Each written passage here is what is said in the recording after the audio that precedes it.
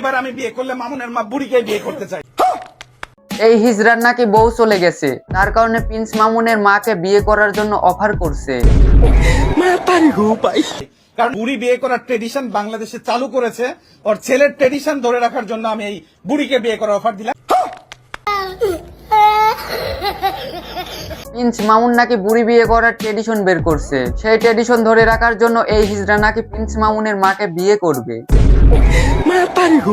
হিজড়া বা আমি third gender বা তারা আমার জেন্ডার নিয়ে কথা বলছে। আজকে আমার বাচ্চা আমার সাথে সম্পর্ক ছিন্ন করার জন্য আমাকে টেক্সট করেছে। তার মেয়েও নাকি তাকে হিজড়া বলে। সে যদি হিজড়াই না হবে তাহলে তার মেয়ে তাকে হিজড়া বললো কেন? প্রিন্স মামুনের মা তাকে শুধু হিজড়া হিজড়া বলে, তার কারণে সে প্রিন্স মামুনের মাকে বিয়ে করে দেখাই দিতে চায় তার আসল পুরুষত্ব। এই বুড়ির কাছে গেলে বুড়ি বুঝতে পারবে যে আমি ছেলে না বড়, তখন বুড়ি এটা সামলাইতে পারবে কিনা আমি এটা দেখতে চাই। উনি যে আমাকে মেন্টাল সাপোর্টটা দিচ্ছে এটাই তো আমার জন্য অনেক ইম্পর্টেন্ট। আর এজ এ ভাই হিসেবে হ্যাঁ, কিসের হেডার ভাই হয় যে মোহনাকে মেন্টালিটি সাপোর্ট দিতে আসা লাগবে? মোহনা কখনো পরকিয়া করে না। মোহনার কাছে যে কয়েকদিন আমি হ্যাঁ, এবার গান কথার রহস্য খুঁজে পেলাম। সে কিভাবে জানলো মোহনা কখনো পরকিয়া করেনি? হিজড়া, তুমি নিজেকে অনেক চালাক ভাবছো। तेरी दादागिरी निकाल दूंगा मैं। উনি কেন হাত দিয়েছে ভাইয়া? উনি আমাকে ওইভাবেও হাত দেয়নি। হিজড়াটি নাকি তার গায়ে সেভাবে হাত দেয়নি, তো আপনারাই দেখেন। যে মামুন যতবার হজ করুক না কেন ওর হজ কবুল হবে না। প্রিন্স মামুনের হজ কবুল হোক বা না হোক, কিন্তু তোদের দুজনকে একেবারে স্বামী স্ত্রী মনে হচ্ছে। তোমার সাথে আমি যেমন লাইলার ভাই হয়ে লাইলার পাশে ছিলাম, আমি তোমার পাশেও আছি। এখন আবার বলে নাকি লায়লার পাশেও ছিলাম, এখন তোমার পাশেও আছি। এদের সংসারে ঝগড়ার কারণই হলো এই হিজড়া। যদি তাই না হবে তাহলে লায়লার পাশেও ছিল, এখন মোহনার পাশেও আছে।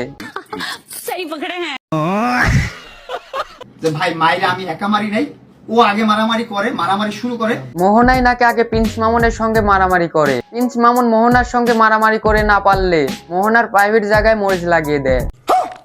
কি বিশ্বাস হচ্ছে না? তাহলে মোহনার মুখ থেকেই শুনেন। আমাকে প্রাইভেট পার্ট ও মরিচ পর্যন্ত দেওয়া হয়েছে। আর বাবা যে আমাকে ব্যাড টাচ করছে, ইভেন উনি আমাকে টাকাও দিচ্ছে। আবার নাকি প্রিন্স মামুনের বাবা বাড়ির কাজের মেয়েকে বেড টাচ করছে, এক পর্যায়ে তাকে টাকার লোভও দেখাইছে। এরা বাপ বেটা সবাই মিলে কি শুরু করেছে? এদেরকে কি বলা উচিত? আপনারা কমেন্টে জানান। এই যে দেখেন, মোহনা প্রিন্স মামুনের ড্রাগস নেওয়া ভিডিও ভাইরাল করে দিয়েছে, তার কারণে মোহনা ভয় পাচ্ছে তাকে প্রিন্স মামুন মেরে ফেলবে।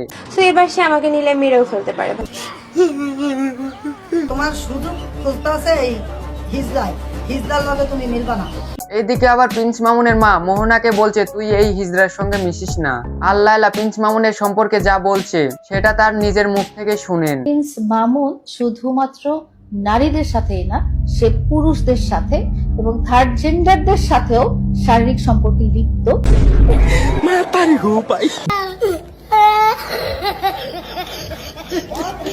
এরা সবাই কয়েকদিন যাবত কি শুরু করছে? এদেরকে কিছু বলার ভাষাই হারিয়ে ফেলছি। যাই হোক, আজকের ভিডিও এই পর্যন্তই। ভিডিওটি ভালো লাগলে লাইক দিন, আর ইউটিউব চ্যানেল থেকে দেখে থাকলে সাবস্ক্রাইব করুন, আর ফেসবুক পেজ থেকে দেখে থাকলে ফলো দিন।